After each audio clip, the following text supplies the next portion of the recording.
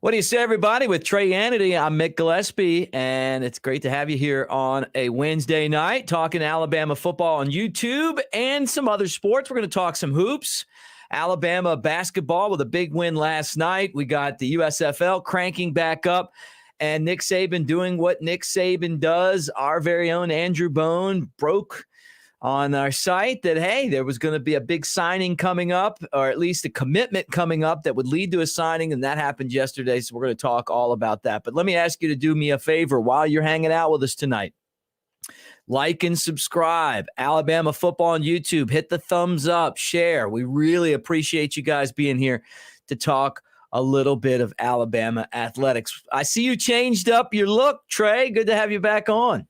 It is good to be back on. I love doing 2 shows a week during this time of the year because I've said it before the show. This is kind of like the Sports Nation or Sports Center. Keep it light, get to talk about some different stuff tonight. But I had to update it.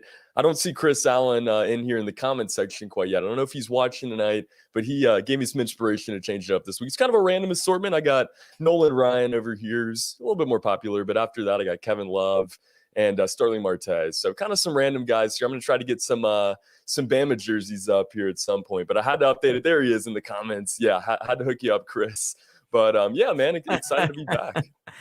Yeah, I love that throwback Nolan Ryan jersey. That's pretty slick right there.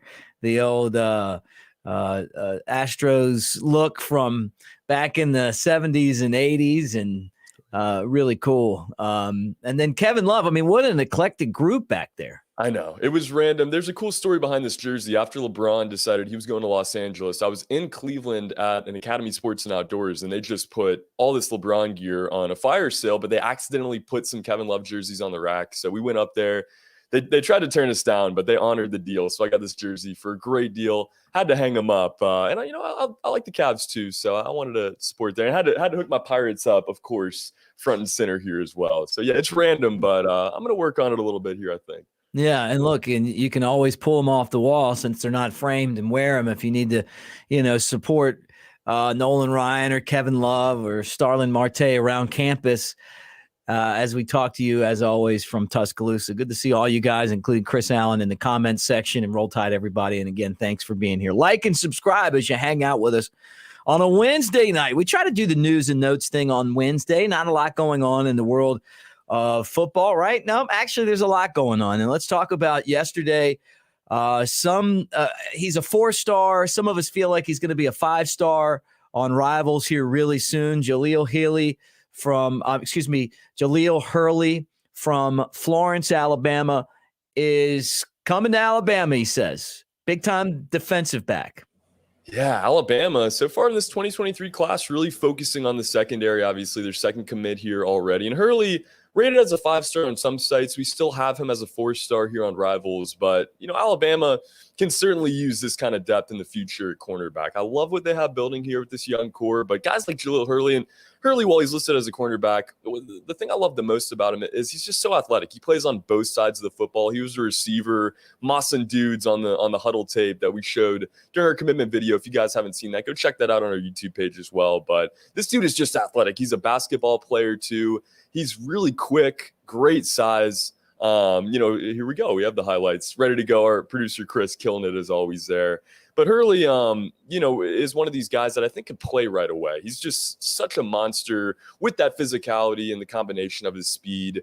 I think this is the highlight here where he just kind of stands in the way and really never lets the play develop. I guess this is a different highlight than the one I'm thinking of, but that's kind of the thing that I think he's going to be able to do well immediately. Alabama, use his size, just make plays, stop them from ever really even happening. And what I love about this cornerback group right now that we have at Alabama, they're very athletic. You have Kool-Aid McKinstry, that type of player that's super explosive, but Jaleel Hurley's going to make the defense a little bit more quiet, a little bit more consistent, I think. And like I said, love that Alabama is going after the secondary in this 2023 class. And I love how they're, attacking the state of Alabama as well. Get another in-state guy from Florence. We have 10 offers, I believe, out right now in the state of Alabama. So trying to dominate the state yet again here. But Jaleel Hurley, another big commitment in this 2023 class. Yeah, look, the state of Alabama is stacked in 2023. I mean, you're talking about some of the best players in the country. And all of the turmoil going on with Brian Harsin and Auburn and all of that stuff is definitely not going to help the Tigers in state against Alabama. And one thing that Nick Saban has done better than really anybody could ever ask is win these in-state recruiting battles when it comes to bringing in guys like Hurley. And I remember when it started, when Coach Saban got Julio Jones to go to Alabama, and it seems like he's been on a roll ever since. Oh my goodness. I mean, if there's one place he's going to dominate, it's going to be the state of Alabama. And Nick Saban has a national reach, of course, at this point. He can go anywhere and recruit any player in the country. But the fact that Alabama is still producing this many guys and they're willing to play for the in-state school, and a lot of these guys committing over Auburn or over Georgia or over schools that could hurt Alabama in the future, that's a big deal too. You look at Peter Woods, some other guys in this class in the state of Alabama. I think the role is just going to keep going here. I think we see Woods commit. I think they go to the South a little bit too and get some of those guys. I love what Nick Saban's been able to do these last few years inside the state of Alabama. But like you said, it started with Julio Jones. It started with that in-state effort. They're going to get back to that this year. And, I love seeing them kind of attack these in-state guys early here. You got a long time to recruit this class of 23. It's just February the 23rd now. And I hope everybody had a good 2-2 day. I know that was a big deal yesterday, but it's early still, and they're able to get these guys in state. It's a really good sign for what's to come in this class. Yeah, really. And with the transfer portal out there, you need guys that are going to be able to come in and contribute as true freshmen, because you're going to lose a lot of your depth. I mean, what is it, like 17 guys that Alabama has lost to the transfer portal? I'm not saying that it's 17 guys that are going to make a difference, but I'm saying that it's 17 guys that help you with your depth. So for Nick Saban in Alabama, they really need to get these type of guys if they're going to keep this dynasty going. Oh, for sure. And depth in general is a big deal, but depth in the defense as a whole has been something Alabama's kind of struggled with recently, more than they have in the past, at least. You look at outside linebacker this year, they had some good depth, but you even saw after 3 guys where having as much depth as you can really makes a difference. At cornerback, there's not a ton of depth. We saw that kind of come into play near the end of the season. They're into the playoff, into the national title. Jalen Armour-Davis having to step up. Kool-Aid, obviously, having to step into a starter role there with Job going down. So just having depth, on defense in the secondary is going to be a really big deal. And, who knows, even transfer portal aside, who knows who goes to the NFL after this season. Kool-Aid, of course, is going to have to stick around for Jaleel's freshman year, if nothing else. But, the roster turnover is crazy every year, especially at a program like Alabama. We have so many 5-stars, and guys get there and decide this isn't a great fit. So getting 2 guys immediately in this class, I think, is a really good sign. But just getting a guy that's this athletic, a guy that's this versatile. We saw it. I think Amari Niblack is kind of I don't want to say comparison player-wise, but versatility-wise, a very similar kind of guy. Basketball players, guys that are really athletic, guys that can move with their size. So they focused on in this previous class. I think we're going to see a lot of the same in 2023. Yep, and we'll be right here on all of it. Alabama football on YouTube. You guys can come here and find out the latest news. Give us a thumbs up and subscribe as you hang out with us here. And again, Jaleel Hurley from right up there in Florence, Alabama, North Alabama, is committed to playing football at Alabama. There's some other football news going on right now, and it's a new football league, the USFL. Right before COVID, we had the USFL and we had the XFL, and they were kind of coming into their own. The XFL was actually playing games. It was exciting. It was good to watch. And then COVID happened, and then we kind of spiraled away, and now all of a sudden both leagues are coming back, and we're going through the USFL draft. I mean, they're already picking players, and they have teams. And some Alabama guys, as we thought, have been and will continue to be picked. There's a team in Birmingham, the Birmingham Stallions. They're going to be coached by Jeremy Pruitt from Birmingham, Hoover High School, played at Alabama and was defensive coordinator at Alabama, last at Tennessee, and then the New York Giants. But anyway, it's exciting to see these guys, Trey. Yeah, it is. And, Birmingham, you have a team yet again. We had the Iron back out of the AAF, the Allegiance of American Football back. I think that was 2018. It was short-lived, though. They just played, I think, 6 games here in Birmingham, and then it went away. So Birmingham, you're getting a team back here, and I love to see it. And already Alabama guys, getting in the mix right away. We saw Trent Richardson is part of that other league. And in general, got to make a note at how much I enjoy these non-regular football leagues, these side football leagues, the USFL, the XFL, like you said. My favorite league personally is the fan-controlled football league. I don't know if you guys have heard of this or have had the chance to check this out. Crazy stuff. The fans actually get a vote on the plays as they happen in game. But for this league, it's a little different. And the thing I really like about the USFL is they're taking a developmental approach about it. They're trying to be the minor league system, or at least a system for players that maybe didn't get drafted or younger guys that are still trying to make it to the NFL. This is their opportunity.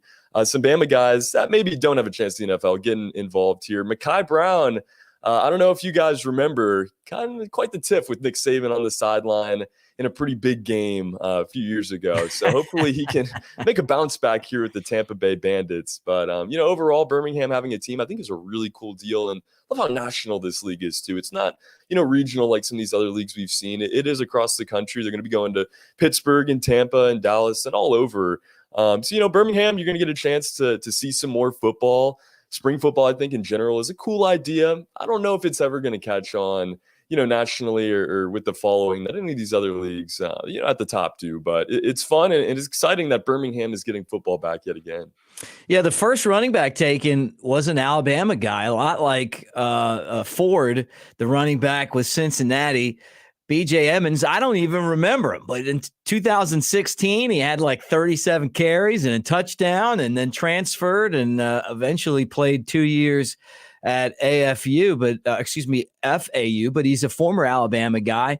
And I think that we're going to see more of these guys. I was kind of wondering if maybe TJ Yeldon might pop up, is it more, I guess it's more younger guys than older guys. I guess the XFL would probably be a good place for someone that could possibly go back to the NFL. But you said a developmental league.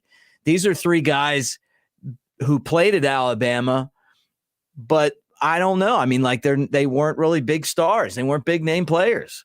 Yeah. And, maybe this is their chance to kind of make a name for themselves. If they didn't at these other schools, you see a lot of mid-majors in this league. And, for as maybe not the bigger names that we have in this league, we have some big name coaches. Jeremy Pruitt.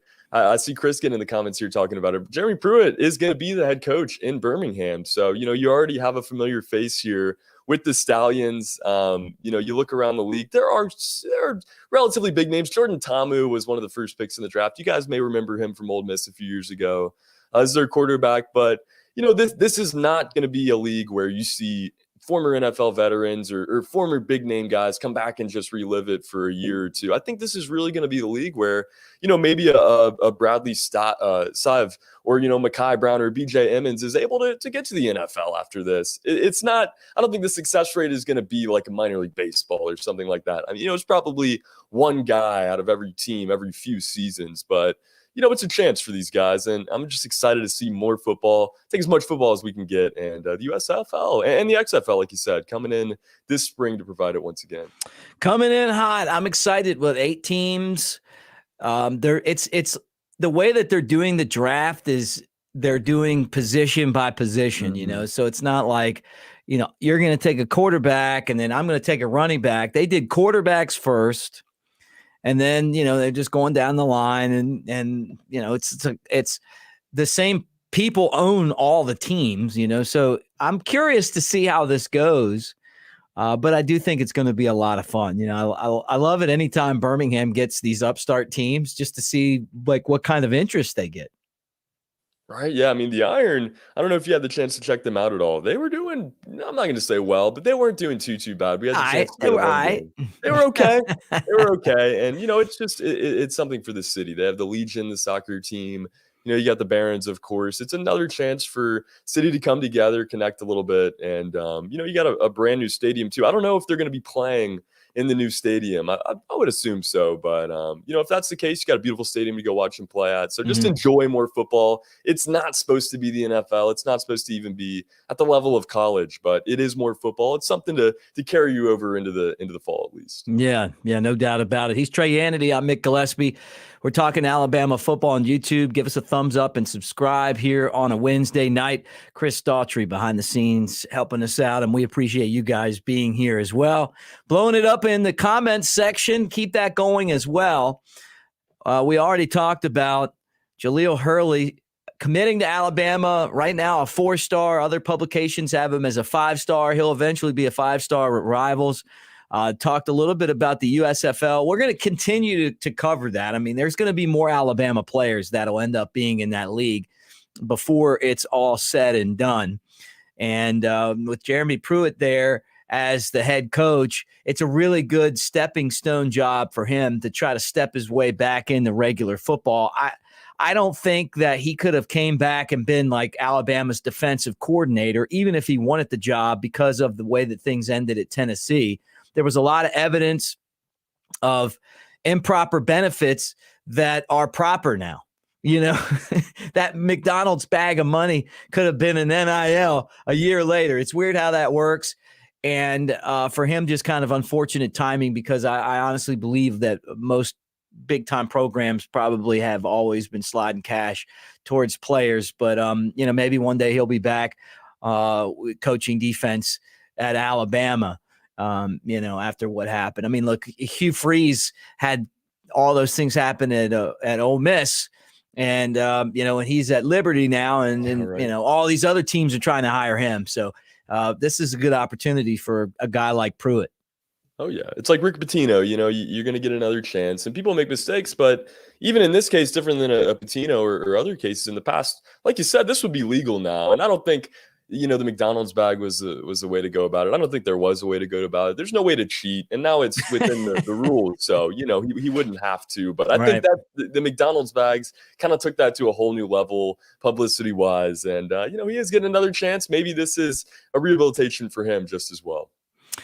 All right, let's talk about Tua, former Alabama quarterback. No, he didn't get drafted in the USFL. He's the starting quarterback for the Miami Dolphins, has a new head coach, a new lease on life, and a new T-shirt. He had to wear a Georgia T-shirt to pay up on a bet. Have you seen this?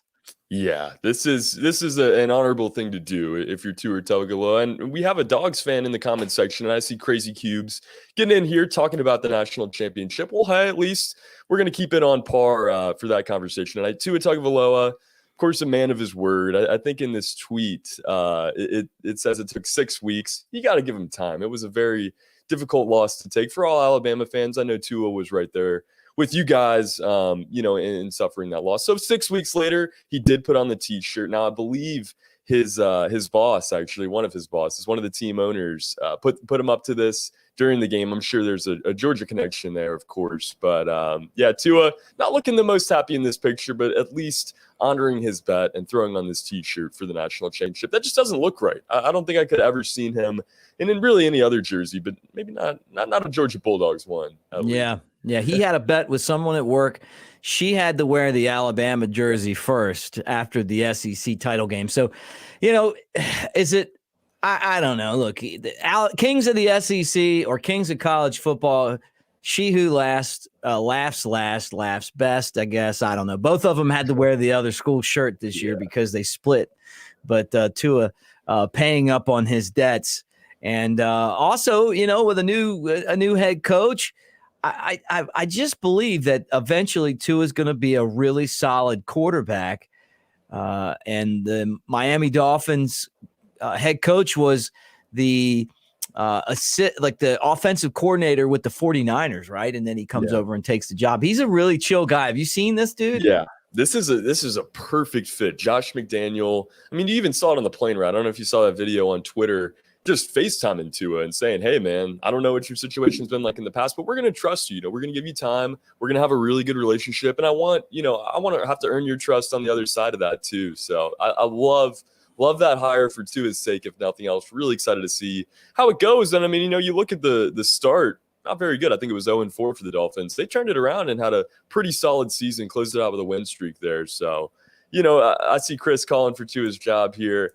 I think he was great in college, but I think he can be great in the NFL as well. Just give him the right coach, which he might have now. He has a big-time playmaker, of course, in Jalen Waddle there. So let's just see what happens. But I'm with you. I love the hire in Josh McDaniel. Yeah, it's going to be a lot of fun to see Tua. And what happens, look, and he may lose his job, Chris, in the comments section. Roll Tide Jarvis, always good to see you, man. But maybe not. He's going to have a different mentality this year, though. You know, him and his head coach didn't really get along. They didn't see eye to eye. There was a lot of smoke there. And then McDaniel comes in and he's kind of a more laid back guy, and we'll see if that approach works. I got a feeling that that this style is probably going to help too. And if it doesn't, somebody else will end up having him as their quarterback, and the Dolphins will move on. But we've seen what Tua can do at Alabama. We know what he can do, and that's why I think a lot of us still believe in him, because he's one of the best players I've ever seen. He's got to be my favorite player in my time here at Alabama. I'll leave it at that, if nothing else. And maybe it doesn't translate, but you can't take away from the abilities, at least, even if he hadn't showed it quite yet in the NFL. Have you ever had a bet where you had to wear a jersey of a team, or you had to do something when your team lost? Yeah, I have actually. I'm not anymore. Let me preface this by saying it's been quite some time since these days. But back in the day, I was a pretty big Clemson guy, and there's a big-time rivalry in South Carolina between. Your dad worked for Clemson. He did, Let's throw that out there. At least it wasn't just my own choosing there, but Clemson versus South Carolina was a big deal. And people don't really know this since Clemson's just dominated the series the last decade. But South Carolina, for a time there, had really had won a few in a row. They got it out to 5, and on the 5th year, I made a bet, and it didn't work out, so I wore a T-shirt to school on that Monday. But that's probably the worst I've had to do. Have you ever had to throw on a T-shirt for any kind of bet? We got Nacho Alabama in the comments. What's going on, what's Nacho? up, Nacho? Yeah, look, I don't remember having to wear like the other team's colors. I don't know that I've ever done that, partly because if the only game that would probably be that for me would be the Iron Bowl, and you would never catch me dead in an Auburn shirt, so I just don't know. I don't know. I've never done it, and I don't know anything. Even with the Cubs, I never have. I've never been in one of those. There's been bets before, but most of the time it's like, hey, for a dinner or something, or for like some cash, but never to wear like the other teams. And the only one that would be worth it would be Auburn, just because they're the ones that I hate the most. And so I would never want to wear that. But I'm sure they feel the same way about us, It's better than Tennessee. I mean, you can't throw on the orange. The Auburn, that's whatever. But as long as it's not the Tennessee orange, that's way worse in my opinion. Guys, like and subscribe as you hang out with us talking Alabama football on YouTube. Give us a thumbs up. He's Trey Yanity. I'm Mick Gillispie. Coming at you on a Wednesday. News and notes. And now let's talk a little bit of Alabama basketball. Look, it is time to start thinking about those brackets. And I know that when we talk basketball, people were like, hey, look, I want to talk football. Yeah, but less than 3 weeks from now, Selection Sunday is going to happen. Alabama's going to be part of it. They won again last night. They're up to number 24 in the country. It still isn't easy, but we're starting to see this team move. You're going to want to know what Alabama's chances are in the tournament, what makes them tick, and that's why we're going to talk about the Crimson Tide basketball team. But Trey, last night at Vanderbilt, Scottie Pippen Jr. Now, you might not remember. I do, though. There was a guy named Scottie Pippen that played with another guy named Michael Jordan, and they were both on a team back in the day, the Bulls. The best team ever and the best player ever was Michael Jordan, hands down. I don't care what anyone else says. He was the best ever. Well, his, to Batman, Robin was Scottie Pippen. And we got to see his son last night at Vanderbilt, a smaller version of Pippen Sr., who played at Arkansas State, I think it was. Anyway, the dude could ball, man. It was a great game. It was a great game. And I was going to say, great reference there on the Arkansas State, because that's something, people don't really know about Scottie Pippen. He came from very humble beginnings and built that legacy, for his career, obviously, with Michael and everything else. And I'm with you.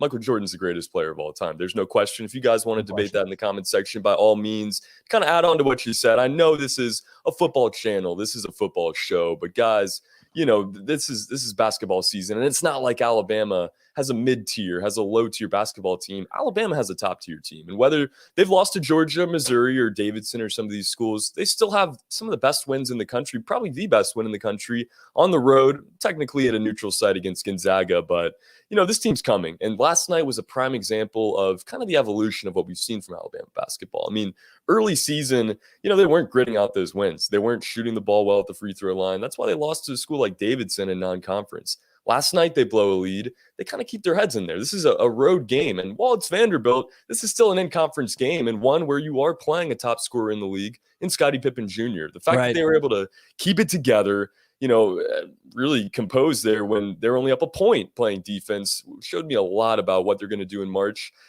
We've heard it, from everybody hundreds of times on the national basketball shows with Joe Lunardi, whoever you want to go to. Alabama could beat anybody in the country, make it to the Final Four. They could also lose their first round game. So that's why I think this team is going to really have to get on a roll here into the SEC tournament and just get that confidence. We talked about it on Monday. I don't think it's a skill set thing. This team can shoot the ball. They can play incredible defense. They have an amazing backcourt. They guard well when they want to guard well, but sometimes they just don't show that level of confidence that they need to beat the Baylors or beat the Gonzagas like they've done this year. In the games where they've come out hot, confident, they've won those games. And that's why they're going to make the tournament. But, for as bleak as it's looked at times this season, Alabama is still going to be, I think, a top 5 seed, still in really good position. And last night was huge, like I said, because they showed a difference. They've showed, an adjustment. They've showed evolution in this season, which is something I was worried we wouldn't see after, a loss like Georgia. I think Alabama has one of the best coaches in college basketball. And I was talking with a buddy of mine, Ben George, who used to cover Alabama, and now he's, covering the ACC today. And I said, what is it that's happened where I watch the SEC teams play? I mean, even an Alabama against Vanderbilt game, or really most of the teams, minus possibly Georgia, but the rest of the league is fun to watch. Like, forget about the results of the game. There's just so many good athletes. And when I was growing up, and I've said this before, I used to watch Maryland basketball against Duke and North Carolina and Virginia and Wake Forest in certain years and Georgia Tech. And the ACC was amazing. I don't really throw Clemson in there, but Rivers. They have a run every once in a while. But you know what I'm saying? You would watch the middle to upper pack in the ACC, and you would have athletic scoring basketball, fun to watch. Watch the ACC now, and it's terrible.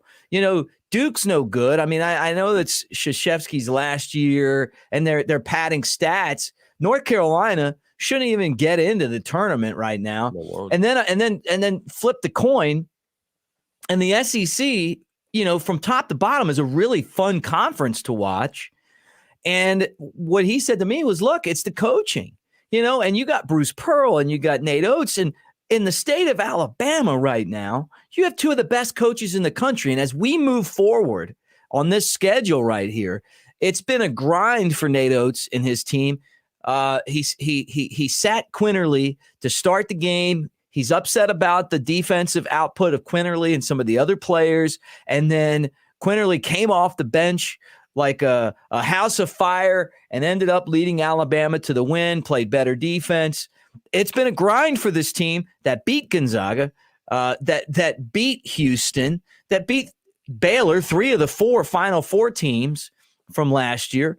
And you look at the way that the schedule plays out, you got 2 more games that you should win, South Carolina and Texas A&M, and then you got that game against LSU. Right now, Alabama is 5th in the standings. To get the double bye, you got to get to 4th in the SEC.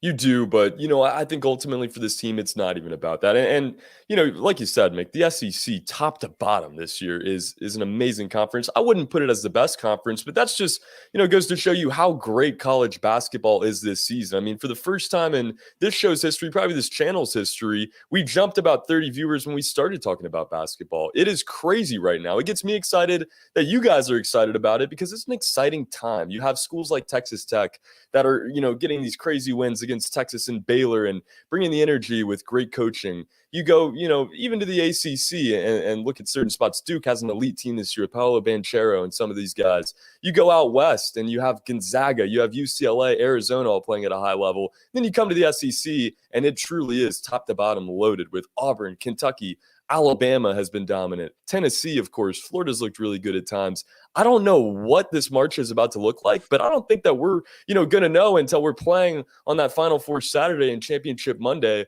who's going to be in those slots, because that's just how crazy this season is. And that's why it's so exciting if you are an Alabama fan, because anybody can win this year's tournament, in my opinion. And when you have a team like Alabama that can score at will, can score 90, 100 points a game, like they did last night, I think it was 70 last night, but like they did earlier in the week, this team is capable of making a run. And in the SEC, yes, you want to get that double bye. You want to get to the top 4 seeds so you can kind of relax a little bit and, get a favorable matchup as well. But ultimately, for Alabama, you handle your business the rest of the way here. You don't even have to win a game in the SEC tournament. You're locked in to the big dance. It's probably locked in. I think worst case scenario, we're looking at a 7. Alabama could lose the rest of their games. I think the worst case scenario is somewhere 7 to 8. Best case scenario, you're probably looking at 5, maybe a 4. If you win the SEC tournament, probably going to be a 2 or a 3. But this team is capable. This season is capable of madness. So just buckle in, everybody. It's going to be a really, really fun couple of weeks here. Mathematically speaking, and leave the standings up, Chris, Alabama could potentially, if they tied with Arkansas or Tennessee, they could be a 4 seed, right? But those teams would have to lose their next 3 games, and Alabama would have to win all 3 of theirs, which Alabama could win the next 3. I mean, they're going to win the next 2 unless something terrible happens.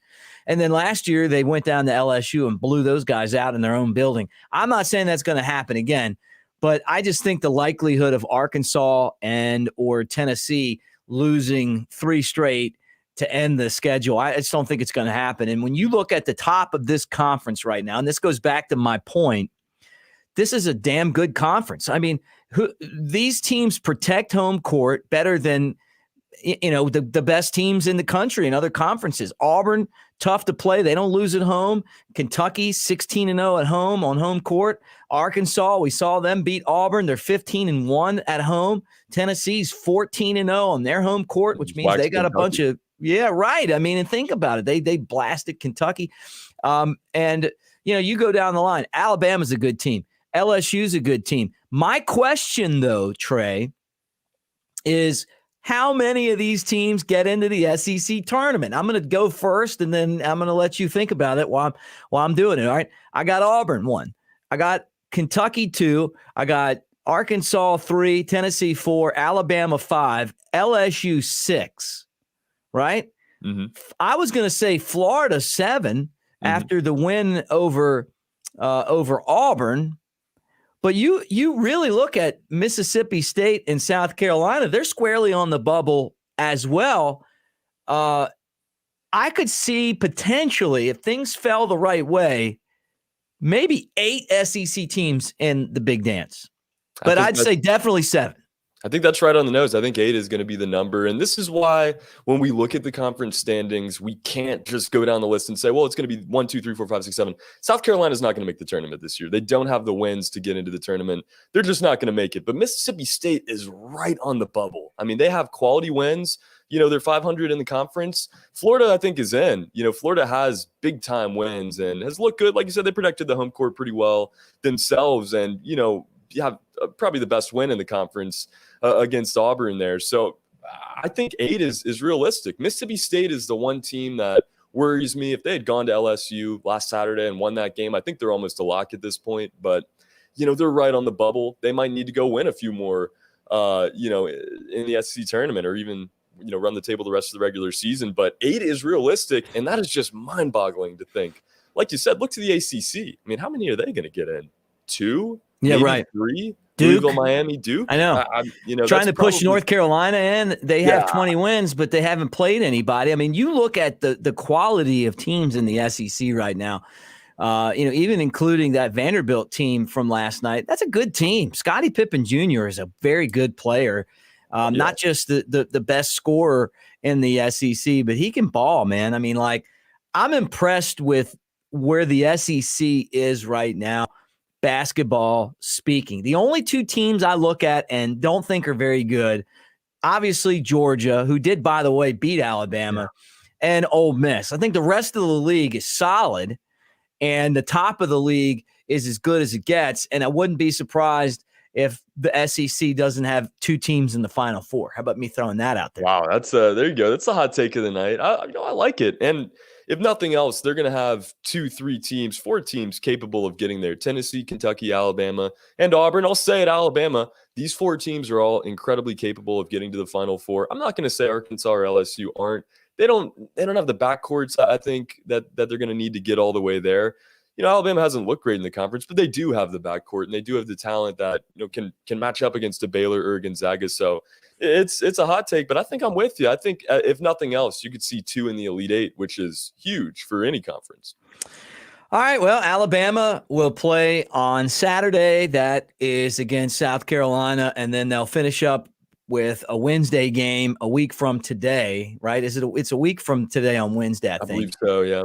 And that is their senior day. Then they'll play Texas A&M. Texas A&M can play some defense, but those are 2 games Alabama should win, and then they finish up Saturday, next Saturday, not this Saturday, next Saturday against LSU, and that's it for basketball. Then we're talking about the NCAA tournament, SEC tournament first, NCAA tournament after that, and it's always fun. I mean, I love it when I have my team in the big dance. And then last year was the first year you could actually write Alabama in, maybe they could get to the Final Four. The last thing we're going to talk about is this team out first or Final Four or both. The seed is going to mean everything. And not even that, the matchup, depending on who the other seed is. If Alabama plays a team that has bigs and, tries to stretch the floor, they'll win that game. If Alabama plays a team that brings out a small lineup, and shoots a lot of 3-pointers, they might struggle to win that game. It's not to say that they'll lose that game every time, but those are the teams that have beat Alabama this season. Although those teams have shot really well against Alabama. You've seen 3-4 times the opposing team shoot nearly 50% from beyond the arc, which is, you're going to beat anybody in the country if you do that. So I think a bigger matchup would be favorable for Alabama, and, a few of those would help throughout the tournament. But just get hot, hit your shots. You saw it in the first 10 minutes at Kentucky. If you make your shots, you're probably going to win the game. If you don't, you're not gonna hang in there. And don't turn the ball over either. That's the biggest thing come tournament time. Clean it up. Play sharp. Even if you're not making every shot, you're gonna give yourself an opportunity if you're not turning the ball over. So yeah, you know what? I'm gonna go with the latter there. Let's see him in the Final Four. Yep. Hey, let's be fun. It'll be fun to see him get there. And they could do it. Look, they've beaten some of the best, but they've also lost to some of the worst. So it's hard to really figure this team out, other than we know that they'll be in the tournament, where the seeding is and all that will be determined here on how they play down the stretch. But really, what's been nice is they've only lost the one game here lately, and that was a game that they should have won at Kentucky, but they didn't. They shot the ball well and they didn't play defense. Nate Oates pushing the buttons at the right time. All right, Trey. Well, anything else before we wrap things up tonight? I think that's it for me. I mean, we got, another big week coming this next week. We're getting through February, guys, so just stick in there. We're going to have more recruiting nuggets coming out and everything else. Another commitment this week, so that's good. Go to Bama Insider and check all that stuff out on the website side as well. And, hit that like button. Get in the comments one more time before we get out of here. We just love hearing from you guys. And, I love being able to do 2 shows this time of the year. So great to be back on this Wednesday. Awesome, man. Great job, Chris Daughtry, behind the scenes for Trey Yanity. I'm Mick Gillispie, reminding you that we're going to have coverage on all the recruiting, anything going on with the Alabama football program. We're covering basketball. We're covering it all, including the post-game press conferences right here on our YouTube channel. Like and subscribe. Hit the thumbs up. Thanks for watching, guys. Roll Tide. We'll do it again soon.